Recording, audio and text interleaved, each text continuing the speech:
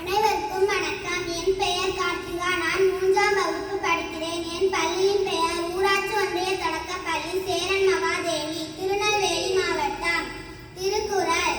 எப்பொருள் யார் யார்வால் கேட்பினும் அப்பொருள் மெய்ப்பொருள் காண்பதறிவு. விளக்கம். எப்பொருளை யார் யாரிடம் கேட்டாலும் கேட்டவாறே கொள்ளாமல் அப்பொருளின் மெய்யான பொருளை காண்பதே அறிவு. நன்றி. அனைவருக்கும் வணக்கம். என் பெயர் இனியாசி. நான் 3ஆம் வகுப்பு படித்து வருகிறேன். என் பள்ளியின் பெயர் ஊராட்சி ஒன்றிய தொடக்கப்பள்ளி சேரன் மகாதேவி, திருநெல்வேலி மாவட்டம். இப்போது நான் விடுகதை சொல்லப் போகிறேன்.